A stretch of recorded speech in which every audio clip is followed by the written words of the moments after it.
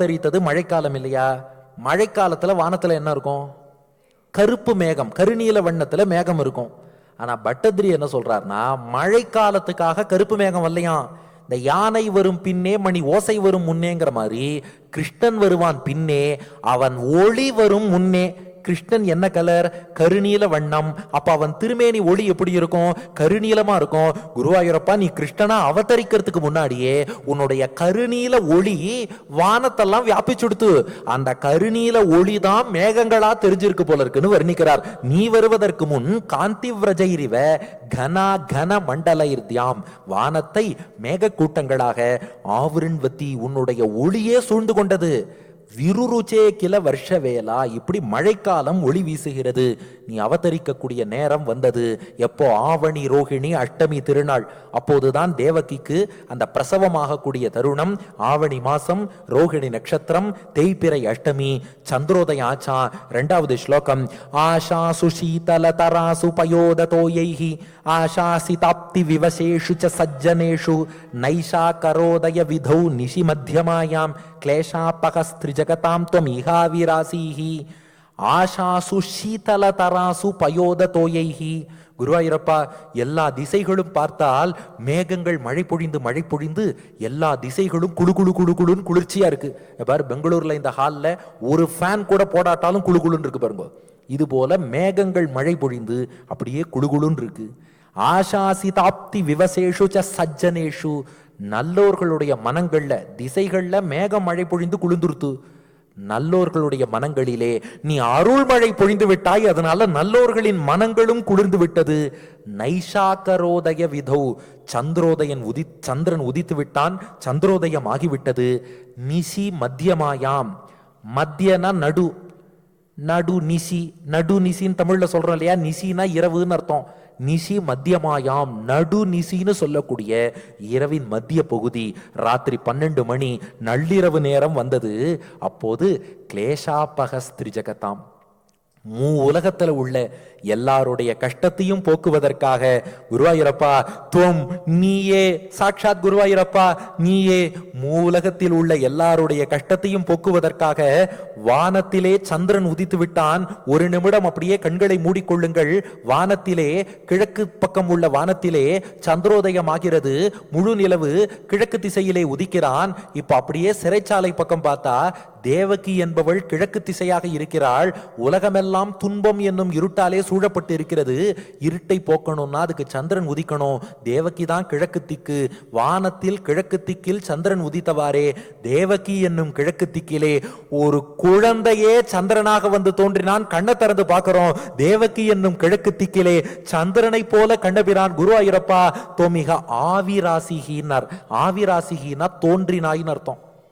நீ வந்தாயின்னு சொல்லல, நீ பிறந்தாயின்னு சொல்லல, நீ இறங்கினாயின்னு சொல்லல. ஆவிராசிகி, நீ தோன்றினாயினர். எதுக்கு தோன்றினான்னு சொல்லணும்னா, பகவான் வந்தான்னு சொல்லிட்டா அது வரைக்கும் அங்க அவர் இல்ல, புதுசா தான் வந்தார்னு அர்த்தம். பகவான் எங்கும் நிறைந்தவன், ஆனா எல்லா இடத்துலயும் மறைந்து உள்ள ஒளிஞ்சுன்னு இருக்கான். ஒளிஞ்சுன்னு இருக்கக்கூடிய நீ திடீர்னு கிழக்கு திக்கில் சந்திரன் உதிப்பது போல ஆவிராசிகி திடீர்னு தேவகி வயிற்றில் இருந்து எங்கள் எல்லார் கண்ணுக்கும் தெரியும்படியாக, இதோ எங்கள் மனக்கண்ணில் நாங்கள் சேவிக்கும்படியாக, இதோ கிருஷ்ணா குருவாயூரப்பா நீ வந்து தோன்றிவிட்டாயே. 3வது ஸ்லோகம். எங்கள் கண்ணால் நாங்கள் இப்போது ஒரு குழந்தையை காண்கிறோம். பட்டதிரிக்கு அப்படியே சன்னதியில குருவாயூரப்பன் குட்டி கிருஷ்ணனாக அவதரிக்கும் போது எப்படி இருந்தானோ கர்ப்ப கிரகத்தில் அப்படியே காட்சி அளிக்கிறான். ஆனா பட்டதிரி சொல்றார், குருவாயூரப்பா உன் கிருஷ்ணாவதாரத்தை சேவிக்கணும்னு நானும் ஆசைப்படுறேன். ஆனா எனக்கு இந்த வாத்தரோகம் வந்ததுனால கழுத்தை திருப்ப முடியலடா. இப்படியே உட்கார்ந்துருக்காரு. இந்த பட்டதிரி திண்ணையில இவர் இப்படி ஃபேஸ் பண்ணி உட்கார்ந்துட்டார். இவருக்கு இடப்புறம் குருவாயூரப்பன் சன்னதி இருக்கு. திரும்பினா அவன் அவதாரம் பண்ணும் போது எப்படி இருக்காங்கிறத சேவிச்சுடலாம். ஆனா அவரால் திரும்ப முடியல. ஐயோ குருவாயூரப்பா நீ எப்படி அவதரித்தாய்ங்கிறத என்னால சேவிக்கணும்னு ஆசை, ஆனா இப்படி கழுத்தை திருப்ப முடியலையேன்னார்.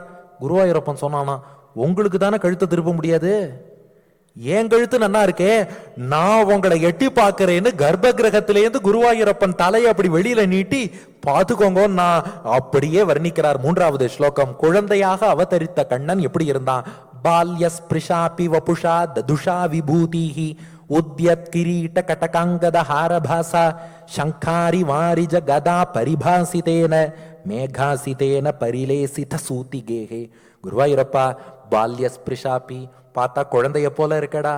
ஆனா குழந்தையா இருந்தாலும் வைகுண்டத்துல உனக்கு என்னென்ன ஆயுதங்கள் என்னென்ன ஆபரணங்கள் உண்டோ, வபுஷா ததுஷா விபூதிஹி, உன்னுடைய திருமேனியாலே அத்தனையும் தாங்கிக் கொண்டிருக்கிறாய். திருவாபரணங்கள், திவ்யாயுதங்கள் எத்தனை எத்தனை. உத்யத் கிரீட, தலையில பார்த்தா ஒளி வீசக்கூடிய கிரீட்டம். அப்படியே தியானம் பண்ணிக்கோங்க. குட்டி கண்ணன் குருவாயூரப்பன் இப்போது பிறந்த கண்ணனாக காட்சி தருகிறான். உத்யத் கிரீட, தலையிலே ஒளி வீசும் கிரீட்டம். கடக, திருவடிகளிலே சிலம்பு. அங்கத, தோளிலே தோள்வளை. ஹார, கழுத்திலே ஹாரம். சங்க, இடது மேல் திருக்கரத்திலே சங்கு. அரி, வலது மேல் திருக்கரத்திலே சக்கரம். வாரிஜ, வலது கீழ் திருக்கரத்திலே தாமரை. கதா, இடது கீழ் திருக்கரத்திலே கதை. சங்க, அரி, வாரிஜ, கதா. பரிபாசித்தேன, அத்தோடு ஒளி வீசிண்டு. தலையில கிரீடம், கழுத்திலே ஆரம், தோளிலே தோள்வளை, கையிலே கைவளை, இடுப்பிலே ஒட்டியானம், பட்டு பீதாம்பரம், திருவடிகளிலே சிலம்பு. வலது மேல் திருக்கரத்திலே சக்கரம், இடது மேல் திருக்கரத்திலே சங்கு, இடது கீழ் திருக்கரத்திலே கதை, வலது கீழ் திருக்கரத்திலே தாமரை. அத்தனையும் ஏந்தி கொண்டு மேகாசிதேன, மேகம் போன்ற வண்ணத்தோடு, மேகம் மழை பொழிவது போல உங்கள் அத்தனை பேர் மீதும் கருணை மழை பொழிவதற்காக நான் வந்திருக்கேங்கிறத காட்டிக்கொண்டு மேகம் போல் ஒளி வீசிக்கொண்டு பரிலேசித சூத்திகேகே, அந்த சிறைச்சாலையாகிய பிரசவ அறைக்கு குருவாயூரப்பா ஒளி சேர்த்தபடி நீ தோன்றினாய். 4 கையோடு தோன்றினாய். எதற்குன்னா 4 புருஷார்த்தம், அறம், பொருள், இன்பம், வீடு 4ஐயும் உங்களுக்கு நான் அருள்கிறேன் என்று உணர்த்துவதற்காக 4 திருக்கரங்களோடு வந்து தோன்றினாய். ஆனா ஒண்ணு, குருவாயூரப்பா உன்னை எப்படிடா கண்ணால சேவிக்கிறதுன்னு கேட்டார். ஏன் சேவிக்க முடியாதா? இவர் என்ன பண்ணிட்டார், தட்சிணாயன காலத்துல அவதரிச்சார். அது தேவர்களுக்கு இரவு. கிருஷ்ண பட்சத்துல அவதரித்தார். அது பித்திருக்களுக்கும் இரவு. ராத்திரி 12 மணிக்கு அவதரித்தார். மனிதர்களுக்கும் இரவு. வந்த இடமாவது லைட் இருக்கிற இடமா வந்திருப்பார்னு பார்த்தா சிறைச்சாலையில வந்துட்டார். சுத்த இருட்டு. இவராவது கொஞ்சம் வெளுப்பா வந்தா அந்த இருட்டிலையா ஏதாவது தெரியும்னு பார்த்தா மொத்தமா கார்மேகம் போல கருப்பா வந்துட்டார்.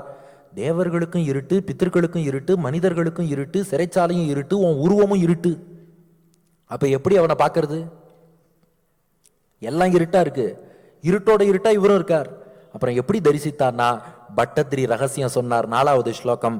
வக்ஷஸ்தலி சுகநிலீன விலாசி லக்ஷ்மி மந்தாக்ஷ லக்ஷித கடாட்ச விமோக்ஷ பேதைஹி தன்மந்திரஸ்ய கலகம் சகிருதாம லக்ஷ்மீம் உன்மார்ஜயன் இவ விரேஜித வாசுதேவா. குருவாயூரப்பா, நீ எப்படி தெரியுமா ஒளி வீசின? நீ அவதரிக்கும் போதே எங்க தாயார் மகாலட்சுமி உன் திருமார்பிலே எழுந்தருளியிருந்தாள்.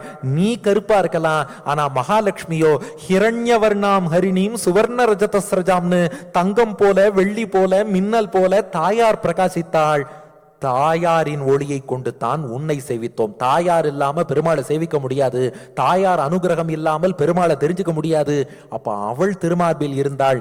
எப்படி? வக்ஷஸ்தலி, திருமார்பில், சுகநிலீன, சந்தோஷமாக சௌக்கியமாக அமர்ந்திருக்கக்கூடிய விலாசி லக்ஷ்மி, ஒளி வீசக்கூடிய பிராட்டி. மந்தாக்ஷ, தன்னுடைய லேசான பார்வை, ரொம்பெல்லாம் பார்க்கலையும், அப்படியே ஒரு கடைக்கண் பார்வையில லக்ஷித கட்டாட்ச விமோக்ஷ பேதைஹி, அப்படியே இந்த சிறைச்சாலையை சுத்தி சுத்தி உன் திருமார்புல லக்ஷ்மி உட்காண்டிருக்கா. குட்டி கண்ணன், அவனுடைய குட்டி மார்பு, அதுல ஒரு குட்டி லக்ஷ்மி.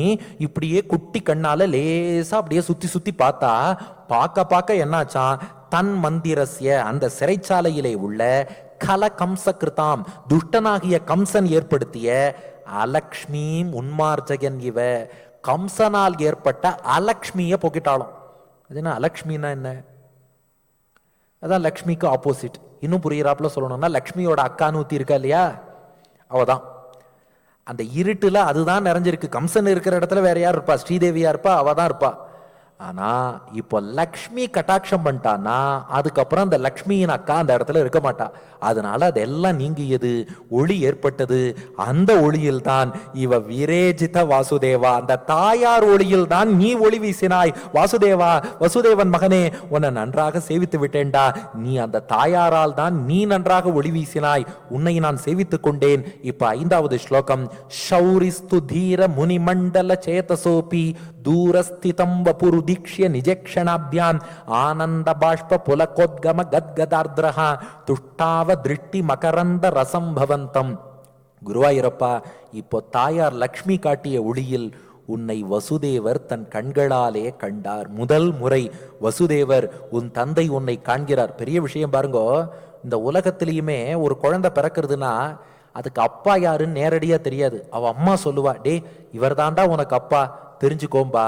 நமக்கும் அப்படித்தான். பெருமாள் நமக்கு தந்தை, மகாலட்சுமி நமக்கு தாய். பெருமாளை நேரடியா தெரிஞ்சுக்க முடியாது. மகாலட்சுமி காட்டுறா இவர்தான் பெருமாள்னு. அதான் தாயார் ஒளியில பெருமாளை சேவிக்கிறோம். வசுதேவரே, அவனை பெற்றெடுத்த தந்தையான வசுதேவரே கூட அந்த தாயாரின் ஒளியில் தான் இப்ப பெருமாளை சேவிச்சார். ஆனா இதுல என்ன ஆச்சரியம்னா, சௌரிஸ்து வசுதேவர் தீர முனிமண்டல சேதசோப்பி தூரஸ்திதம். குருவாயூரப்பா, ஞானிகள் முனிவர்கள் அவர்களின் மனத்துக்கே எட்டாதவன் நீ. முனிவர்கள்லாம் மனசை அடக்கி தபஸ் பண்ணலாம், மனக்கண்ணால பார்க்கணும்னு பார்க்கறா, காண முடியல. ஆனா அப்படிப்பட்ட உன்னை வபுருதீக்ஷிய நிஜேக்ஷணாபியாம், தன் வெளிக்கண்களாலேயே கண்டாரே வசுதேவர். ஐயோ வசுதேவர் பண்ண பாக்கியம் என்ன! முதல்ல ஏன்னா தேவகிக்கு அந்த பிரசவ வலி, அந்த லேசான மயக்கம் இருக்கும், அவளால உடனே காண முடியலையா. வசுதேவர் தானடா இந்த கிருஷ்ணனாகிய உன்னை நீ அவதரித்த உடனே முதல்ல சேவிச்சவர் வசுதேவர். ஐயோ என்ன பாக்கியம் பண்ணார்! ஆனந்த பாஷ்ப, கண்கள்லேந்து ஆனந்த கண்ணீர் வருகிறது. புலகோத்கம, மெய்சிலிர்த்து போனார். கத்கதார்திரகா, குரல் தழுதழுக்க துஷ்டாவ திருஷ்டி மகரந்தர சம்பவந்தம், கண்ணுக்கு மகரந்தம், தேனாக இனிப்பவன் நீ. பொதுவா பொன் வண்டு பூவில் உள்ள தேனை பருகும். கிருஷ்ணன் எப்படின்னா கண் வண்டுக்கு தேனா இருக்கானா. வசுதேவருடைய கண்களே வண்டான். இந்த கண் வண்டுக்கு நீ தேனாக இருக்கிறாய். உன்னை கண்களால் அப்படியே பருகி வசுதேவர் துதி செய்தார். She comes from a small village. She wasn't able to complete her education and was asked to get married. She looked for an opportunity and joined Unnati.